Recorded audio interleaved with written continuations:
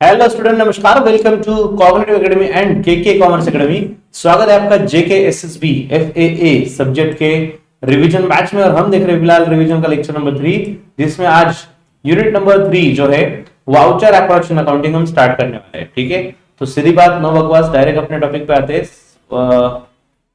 Let's see. Yes, voucher approach in accounting.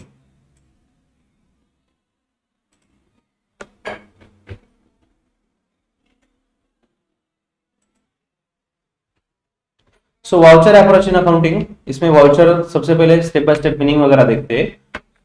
तो voucher ये है क्या? वाउचर एक डॉक्यूमेंट है जो सपोर्ट करता है किसी भी पेमेंट को या किसी भी ट्रांजैक्शन को। जो भी ट्रांजैक्शन हुआ, फॉर एग्जांपल मैंने किसी को पेमेंट किया या मुझे किसी से पैसा मिला, मैंने किसी से गुड्स परचेस किए, मैंने किसी को गुड्स सेल्स किए, जो भी ट्रांजैक्शन हो रहा है वो ट्रांजैक्शन को सपोर्ट करने वाला एक डॉक्यूमेंट बोले तो वाउचर। बच्चों, ऐसा मतलब जो अगर कोर्ट में केस हो जाए तो कोर्ट में केस चलती है सबूतों के बूतों पर, ऐसा बोलते हैं ना, सबूतों के बेसिस पे चलती है। भाई हम कुछ बोल दिए तो उससे एक्सेप्ट नहीं किया जाता, सबूत प्रूफ चाहिए होता है, एविडेंस चाहिए होता है। तो यही एविडेंस का रोल प्ले करता है ये वाउचर। तो वाउचर ये एविडेंस है, कोई जो भी ट्रांजैक्शन हुआ है तो उसका एक रिटर्न प्रूफ है हमारे लिए। रिटर्न डॉक्यूमेंट्स का जो प्रूफ होता है वो है वाउचर। ओके, तो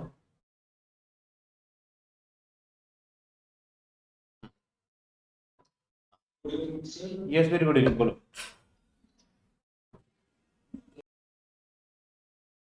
तो voucher is a document that supports a payment made by businessman. हमने पेमेंट किया तो हमारे लिए सपोर्ट सिस्टम, एक सपोर्ट वाउचर, सपोर्ट डॉक्यूमेंट जो है वो ही वाउचर।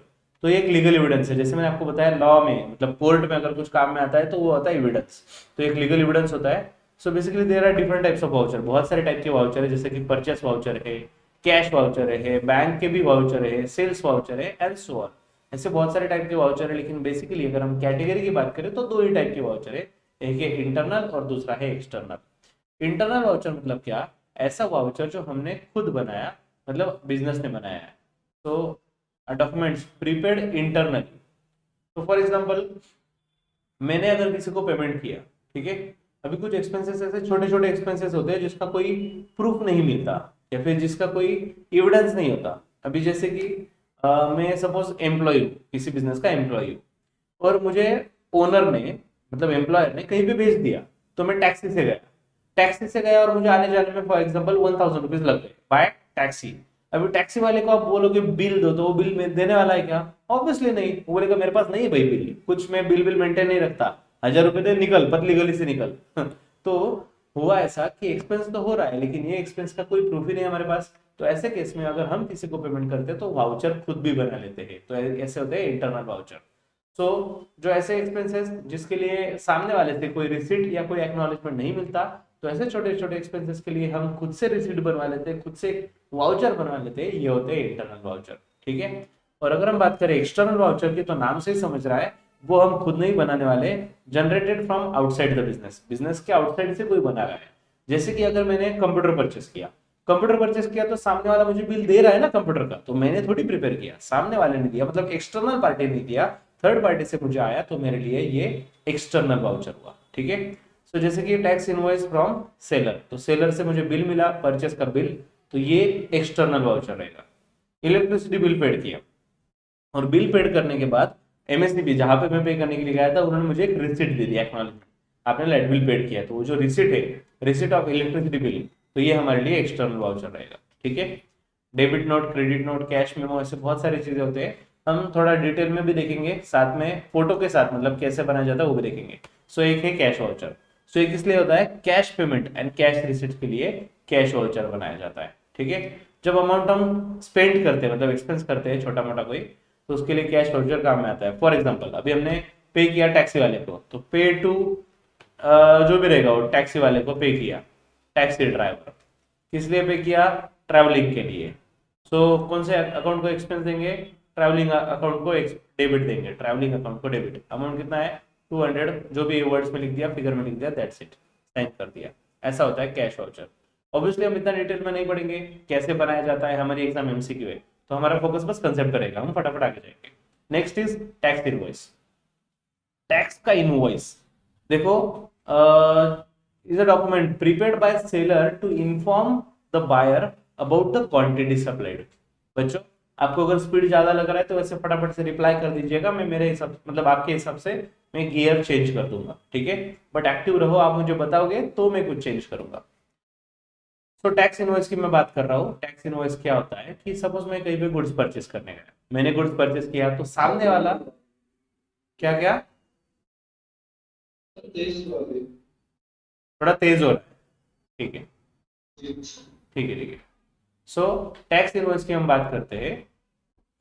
टैक्स इनवॉइस, अगर मैं किसी शॉप में गया, मैंने कुछ गुड्स परचेस किया, तो जो सेलर है मतलब सामने वाला है सेलर, वो मुझे एक बिल देता है। और वो बिल में क्या लिखा होता है कि मैंने कौन सा गुड्स परचेस किया, कितना क्वांटिटी परचेस किया, टोटल बिल कितना हुआ, उस पर टैक्सेस कितने हो गए, जीएसटी वगैरह लगाया, जीएसटी ऐड करके। या फिर सपोज मैंने बैग ले लिया, अभी कल 2-4 दिन पहले मैं शॉपिंग करने गया था मॉल में, तो मॉल में शॉपिंग कर ली तो बैग के भी अलग चार्जेस लगा दिए जाते हैं। तो ऐसे सब कुछ जो भी मैंने शॉपिंग किया, पैकिंग वगैरह कुछ अलग अलग एक्सपेंसेस है, सब टोटल करके अपने हाथ में वो बिल देते हैं, उससे बोलते हैं tax invoice. Okay.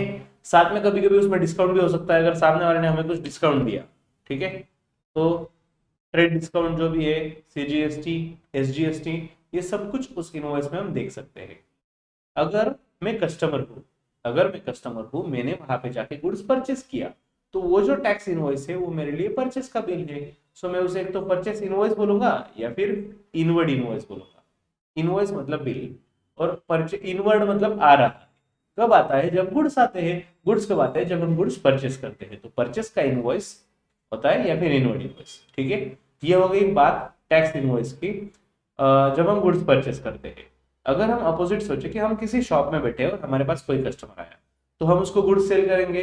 Goods sale करेंगे तो उसको हम बिल भी देंगे, तो वो जो हम बिल प्रोवाइड करेंगे वो रहेगा सेल्स इनवॉइस, ठीक है। और उसी का दूसरा नाम रहेगा आउटवर्ड इनवॉइस। ओके, ये देखो टैक्स इनवॉइस। तो टैक्स इनवॉइस में अभी कस्टमर आया, तो यहाँ पे मैं कस्टमर का नाम लिखता हूँ। फॉर एग्जांपल कस्टमर का नाम है राधे। राधे, उसका एड्रेस जो भी रहेगा, पर्टिकुलर क्या लिया भाई उसने, सपोज में इलेक्ट्रिक शॉप है, भाई ने एलईडी ले लिया, तो एक एक एलईडी लिया, 30,000 उसका रेट है। टैक्सेबल अमाउंट, सॉरी क्वांटिटी में लिख दिया मैंने, ठीक है, भावना समझ लो। 30,000 रेट है, क्वांटिटी एक, टोटल अमाउंट हो गया 30,000। उस पर जीएसटी जो भी लगा होगा, जीएसटी ऐड करके टोटल अमाउंट लिख देंगे, साइन कर देंगे, ये हो जाएगा इनवॉइस, ठीक है। सो ये टैक्स इनवॉइस है। परचेसर के पॉइंट ऑफ व्यू से ये है परचेस इनवॉइस, और सेलर के पॉइंट से सोचे तो ये है सेल्स इनवॉइस। सेम बिल है, वो किसके लिए है उस पर डिपेंड करता है कि उसको नाम क्या दे, परचेस या सेल्स, इनवर्ड या। Next is credit memo. अब ये क्रेडिट मेमो क्या होता है? अगर किसी कस्टमर ने मेरे शॉप में आके कैश में गुड्स परचेस किए, तो मैं जो बिल बनाता हूँ वो कैश मेमो होता है। और अगर किसी कस्टमर को मैंने क्रेडिट पे गुड्स सेल किए और उसके लिए कोई मेमो वगैरह दिया, बिल दिया, तो उसे क्रेडिट मेमो बोला जाता है। तो credit memo is also known as invoice और बिल। देखो यहाँ पे नाम दे दिया है, क्रेडिट मेमो को ही क्रेडिट इनवॉइस भी बोला जाता है या फिर क्रेडिट बिल भी हम बोल सकते हैं। So when goods are purchased on credit basis or a seller prepare the credit memo. Okay, तो अगर हम अपनी बात करें, हम अगर शॉप में गए एज अ कस्टमर, हमने कुछ गुड्स परचेस किया, वो भी क्रेडिट बेसिस पे, तो सामने वाला जो सेलर है वो हमें क्रेडिट मेमो देगा, ठीक है। या फिर अगर हम सेलर है तो हमारे पास कोई गुड्स परचेस करने आता है, तो हम उसे गुड्स सेल करेंगे, तो हम उसे क्रेडिट इनवॉइस देंगे, क्रेडिट इनवॉइस या फिर क्रेडिट मेमो, ठीक है। So when the same memo is issued to the buyer, अगर हमने वो बायर को दिया तो वो इनवर्ड इनवॉइस हो गया, and same is treated as outward invoice by the seller. तो बायर के लिए वो होता है इनवर्ड इनवॉइस और सेलर के लिए होता है आउटवर्ड इनवॉइस, ठीक है। मतलब देखा जाए तो क्रेडिट मेमो और टैक्स इनवॉइस सेम ही था, लेकिन टैक्स इनवॉइस कब दिया जाता है? ट्रांजैक्शन अगर कैश रहा तो कैश वाले केस में ये होता है, और अगर ट्रांजैक्शन क्रेडिट हो तो उस केस में क्रेडिट मेमो यूज किया जाता है, ठीक है। Next is receipt. अब ये रिसिप्ट क्या है? अगर हमें कोई कस्टमर पैसे दे रहा है तो हम उसको एक पावती देंगे, सिंपल पावती, एक रिसिट एक कागज के टुकड़े पे लिख के देंगे ना, हाँ भाई तेरे से इतने इतने पैसे मिले, तो ये होता है receipt. So at the time of making payment, अगर हम पेमेंट कर रहे हैं तो जो रिसीवर है उसको एक एक्नॉलेजमेंट चाहिए ना, प्रूफ कि भाई पैसे दिए, तो वो होता है रिसिट। तो जिसने पेमेंट किया उसको वो मिलेगी, और ऑफकोर्स जिसको पेमेंट मिल रहा है वो बना के देगा। ठीक है।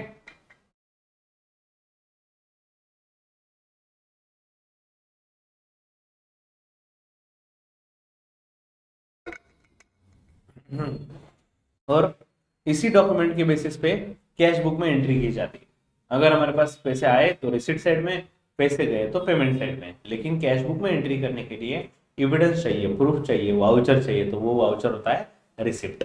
ठीक है। फॉर एग्जाम्पल आपने मुझे फीस पेड किया, ठीक है, अभी बालाजी एंड सन्स ये मेरे क्लास का नाम है, मान लो क्लास का है, बिजनेस का जो भी है। सो रिसीव्ड विद थैंक्स फ्रॉम, तो आपसे मुझे पैसे मिले, फॉर एग्जाम्पल भाई अमीना, अमीना से पैसे मिले, सम ऑफ रुपीज 10,000, 10,000 रुपीज मिले, मैंने यहाँ पे लिख दिया 10,000, साइन करके दे दिया। ठीक है, ऐसी होती है receipt.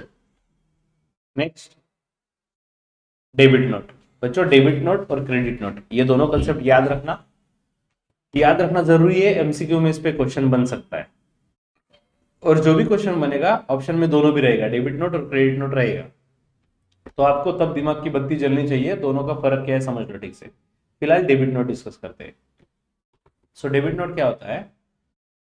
The note is prepared by person who is returning the goods.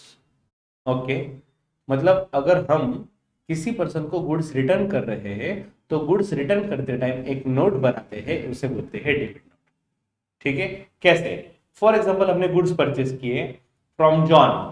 बच्चों आप मुझे फटाफट से जर्नल एंट्री बता रहे हो, गुड्स परचेस फ्रॉम जॉन, क्या आएगा entry? First, goods purchased from John, perfect, मिल गया answer. Purchase account debit, debit all expenses and losses, और किससे परचेस किया? जॉन से, तो जॉन को आ जाएगा क्रेडिट। ठीक है, परचेस टू जॉन, ये रहेगी एंट्री। अगर हमने गुड्स परचेस करते टाइम ये एंट्री की है, yes yes yes, very nice, सबके आंसर सही आ रहे हैं। ये तो परचेस करने की एंट्री। अगर मैंने जॉन को गुड्स रिटर्न किए, परचेस किए हुए गुड्स रिटर्न किए, तो क्या एंट्री आएगा? तो जैसे आपने मुझे बताया, गुड्स अगर परचेस किए हुए गुड्स अगर हम रिटर्न करते हैं तो एंट्री कैसे होगी? John to purchase return account. ठीक है, तो अभी हमें यह समझ रहा है जब हम किसी को गुड्स रिटर्न करते हैं तो एंट्री में उसे डेबिट देते हैं, और उसे डेबिट देने के लिए एक नोट दी जाती है, उसे डेबिट नोट बोलते हैं। सिंपल, उसे डेबिट नोट बोलते हैं। हम अगर किसी को गुड्स रिटर्न करेंगे तो उसको डेबिट नोट देंगे। ठीक है, सो डेबिट नोट नंबर यहाँ पे जो भी लिखा जाएगा, और देखो वर्डिंग कैसे यूज किया है, we hereby inform you that, हम आपको ये बता रहे हैं we have debited your account with rupees so and so, जो भी हमने हमने इतने रुपीज के साथ, इतने अमाउंट के साथ आपका अकाउंट डेबिट कर दिया, for the rude, for the goods return by us. Clear समझ रहा है? देखो हमने आपको गुड्स रिटर्न किए, तो सिंपल, हम गुड्स अगर रिटर्न करें तो सामने वाले को डेबिट नोट देंगे, और जब हम गुड्स रिटर्न करेंगे तो सामने वाला जो सप्लायर है वो हमें क्रेडिट नोट देगा। ठीक है, कैसे उसका भी लॉजिक बताता हूं। सपोज हमने गुड्स सेल्स किया विराट को, विराट को गुड्स सेल्स किए, क्या आएगा journal entry? Goods sold to Virat.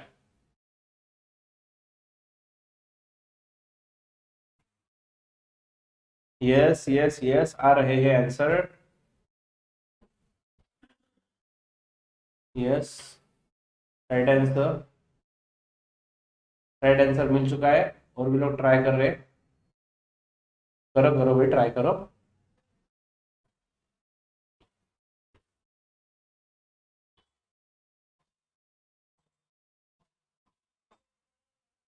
Yes, Virat account debit to sales account. ठीक है, ऐसे शॉर्ट में आंसर भेजो बच्चों, पूरा पूरा टाइप करोगे तो और टाइम लग जाएगा। तो वी टू एस समझ जाता है ना, विराट टू सेल्स। और अगर कस्टमर ने, मतलब विराट ने अगर हमें गुड्स रिटर्न ला के दिए तो क्या करेंगे एंट्री?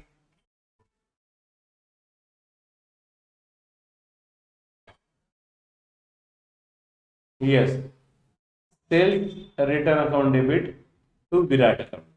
तो हमने एंट्री में क्या दिया इसको, क्रेडिट। तो अगर हमें कोई कस्टमर गुड्स रिटर्न ला के देता है तो हमें उसको एंट्री में क्रेडिट देना पड़ता है, और क्रेडिट देने के लिए एक नोट बनाई जाती है, उसे बोलते हैं क्रेडिट नोट, उसे बोलते हैं क्रेडिट नोट। ठीक है, आप वर्डिंग देख लो तो वर्डिंग से भी आपको भी समझ जाएगा। वर्डिंग देखो क्या यूज किया है, क्रेडिट नोट नंबर वगैरह वो तो ठीक है, फॉर द गुड्स। यस,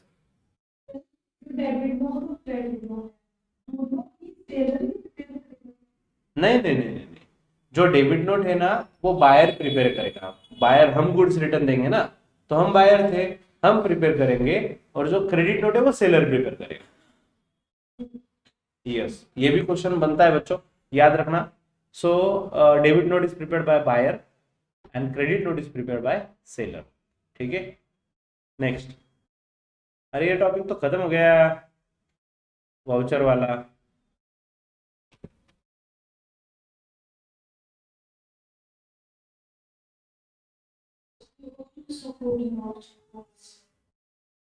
क्या क्या,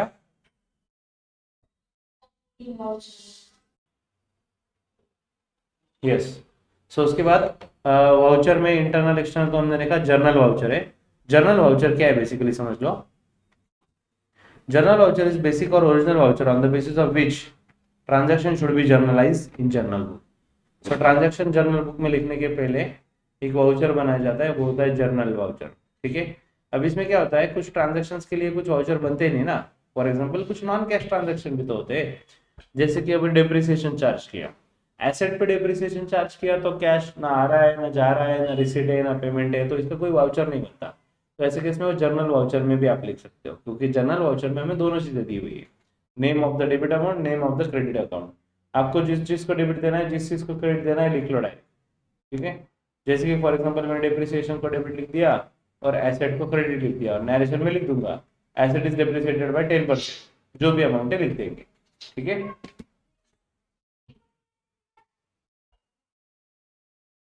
फिर वो कैश वाउचर, कैश वाउचर हमने देखा, जो रिसिट्स होती है वो कैश वाउचर की कैटेगरी में आता है।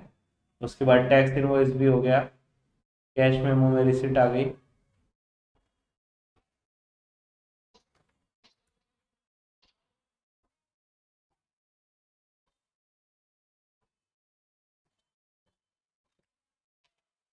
ओके, चलो इसके साथ कुछ बैंक के भी डॉक्यूमेंट्स है वो भी देख लेते हैं।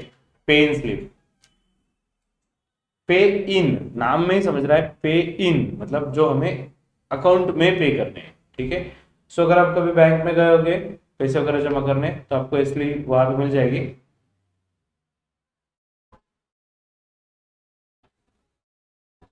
सो अभी ओके एक बार भाई। सो पे इन स्लिप में सिंपल है उनका फंडा, दो मतलब दो पार्ट होते हैं ये स्लिप के, लेफ्ट और राइट। ठीक है, तो ये लेफ्ट वाला जो पार्ट है ये हमें दिया जाता है, ये वाला पार्ट, और ये राइट वाला पार्ट जो है बैंक खुद के पास रखती है। ठीक है, मतलब देखो यहाँ पर ऐसे dotted dotted dotted dotted line है, ये कस्टमर कॉपी है सीसी, और ये बैंक की कॉपी है।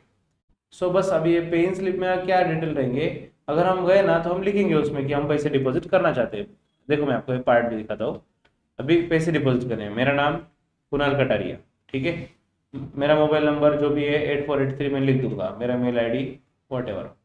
सो 10,000 रुपीज़ मुझे पे करने हैं भाई, 10,000 रुपीज़ पे करने मतलब पे अकाउंट में पे करने, डिपॉजिट करने। ठीक है, तो यहाँ पे अगर मैं नोट लेकर गया तो यहाँ पे पूरा लिखना पड़ेगा कि 2,000 की खुद दो नोट है फॉर एग्जाम्पल, तो 4,000 हो गए। 500 के 6 नोट है मतलब ये 3,000 हो गए। तो 200 के 10 नोट है मतलब ये 2,000 हो गए, और 100 के 10 नोट है मतलब 1,000 हो गया। तो ऐसा सब कुछ पकड़ के सपोज 10,000 हो गया, ऐसा। तो ये सब कुछ डिटेल में लिखा जाएगा, नीचे साइन करेंगे, ये रहेगी पे इन स्लिप।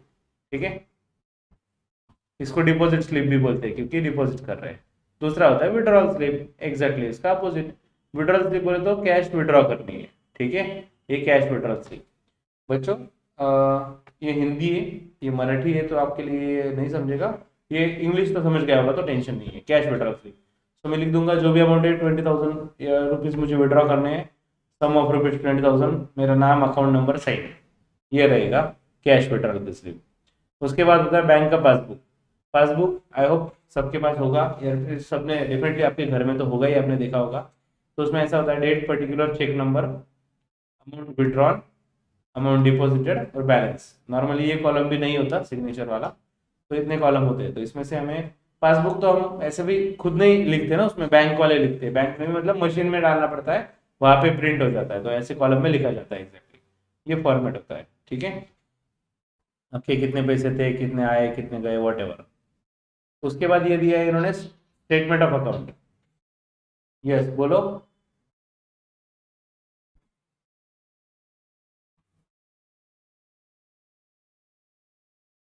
हाँ ठीक है। Statement of account, statement of account मतलब सेम पासबुक जैसा ही होता है। बस याद रखो, अगर हमने बैंक में करंट अकाउंट ओपन किया तो हमें स्टेटमेंट दिया जाता है, और अगर हमने बैंक में सेविंग अकाउंट ओपन किया तो हमें पासबुक दिया जाता है, ठीक है। बाकी एज गुड एज सेम है, सच कोई फर्क नहीं फॉर्मेट में। पासबुक ऐसा एक बाइंडिंग बुक होता है, बुक, उसमें बहुत सारे पेजेस होते हैं। और ये जो स्टेटमेंट ऑफ अकाउंट है ना, तो इसमें स्टेट पेजेस होते हैं, पेजेस, ऐसा बुक नहीं होता ना, पेजेस निकलते हैं प्रिंटर से। तो वो करंट अकाउंट के लिए एप्लीकेबल है। बाकी same date, particular, cheque number, amount withdrawn, amount deposited, same. याद रखो, बैंक ने अगर क्रेडिट दिया, बैंक ने हमें क्रेडिट दिया मतलब बैंक का बैलेंस बढ़ रहा है, और बैंक ने अगर डेबिट दिया मतलब बैंक का बैलेंस कम हो रहा है, ठीक है। हमारा बैलेंस मतलब कम हो रहा है। Next, bank advice. अब ये बैंक एडवाइस क्या है? बैंक रिलेटेड डॉक्यूमेंट्स है, ये भी मैं आपको यही पे बता दे रहा हूँ। सो बैंक एडवाइस में क्या है कि देखो, अगर हमने बैंक को कुछ बोल के रखा, स्टैंडिंग इंस्ट्रक्शन दे के रखा कि मेरा कुछ पेमेंट कर देना या फिर मेरा कुछ कलेक्शन कर लेना, तो बैंक हमारे बिहाफ पे वो ट्रांजेक्शन कर लेती है, और ट्रांजेक्शन पूरा होने के बाद हमें इन्फॉर्म करने के लिए एडवाइस देती है, उसे बोलते हैं बैंक एडवाइस। फॉर एग्जाम्पल, यहाँ पे देखो, इलेक्ट्रिसिटी बिल पेड किया, मैंने बैंक को बोल के रखा था, मेरे अकाउंट को इंस्ट्रक्शन दे के रखे थे कि हर महीने इलेक्ट्रिसिटी बिल पेड कर देना। तो यहाँ पे बैंक, बैंक तो बोलने वाले ही नहीं, बैंक को बोल दिया तो बैंक ने याद रखे पेमेंट कर दिया, और पेमेंट करने के बाद हमें इन्फॉर्म करने के लिए बैंक एड्रेस बनाया, your electricity bill is paid as per your instruction. आपके बोलने के हिसाब से हमने बिल पेड कर दिया, ये अमाउंट है। तो ये हमें बैंक ने इन्फॉर्म करने के लिए जो डॉक्यूमेंट दिया उसे बोलते हैं बैंक एडवाइस। एडवाइस जो ट्रांजैक्शन बैंक में होता है लेकिन हमें इन्फॉर्म करने के लिए एक डॉक्यूमेंट पे लिखा जाता है, वो होता है बैंक एडवाइस, ठीक है। So these are the documents, ये सब वाउचर डॉक्यूमेंट्स हो गए, ठीक है।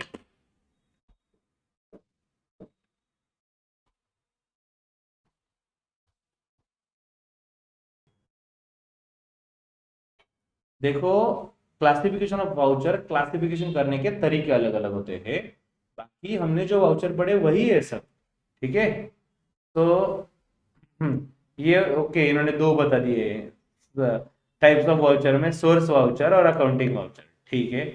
तो सोर्स वाउचर में इंटरनल एक्सटर्नल, सोर्स के हिसाब से वाउचर ही है, सोर्स के हिसाब से दो टाइप, इंटरनली बनाया तो इंटरनल वाउचर, बाहर वालों ने बनाया तो एक्सटर्नल वाउचर, ठीक है।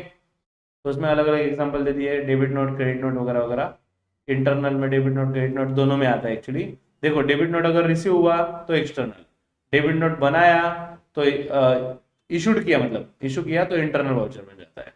और अकाउंटिंग में क्या है, दो है, debit voucher, credit voucher. Debit को ही पेमेंट वाउचर बोलते हैं, मतलब हमने कैश पे किया। क्रेडिट वाउचर बोले तो हमें कैश मिला, रिसिप्ट वाउचर, ठीक है। और ट्रांसफर वाउचर मतलब non cash vouchers. Non cash, देखो अभी पेमेंट वाउचर का एग्जांपल, अगर हमने कुछ बिल पे किया, जनरली कुछ इलेक्ट्रिसिटी बिल दिया या फिर कुछ टैक्सी का पेमेंट किया, तो ये वो पेमेंट वाउचर हुआ। रिसिप्ट वाउचर मतलब पैसा मिल रहा है, तो कैश रिसिप्ट, अगर किसी ने कैश दिया तो कैश रिसिप्ट वाउचर। अगर किसी कस्टमर ने मुझे चेक दिया तो बैंक रिसिप्ट वाउचर, ठीक है। नाम अलग अलग है, रिसिप्ट को ही क्रेडिट बोलते हैं, पेमेंट को ही डेबिट बोलते हैं, मतलब एक्सपेंस और इनकम वो हिसाब से दिया गया है।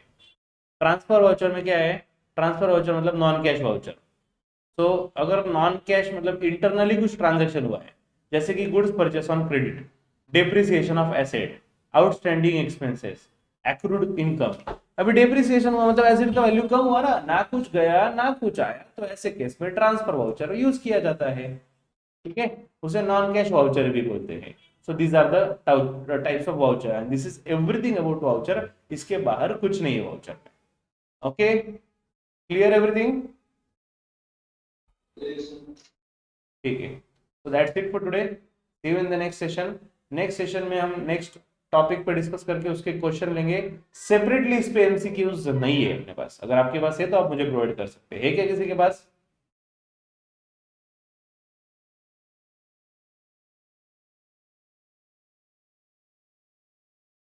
यस, तो जैसे कि आपने बताया we don't have MCQ on specific on this topic. तो स्टूडेंट्स, जैसे हम जनरल एमसीक्यूज भी सॉल्व करेंगे सब कुछ होने के बाद एंड में शायद से इस ये टॉपिक के क्वेश्चन उसमें कवर हो जाए. So don't fear.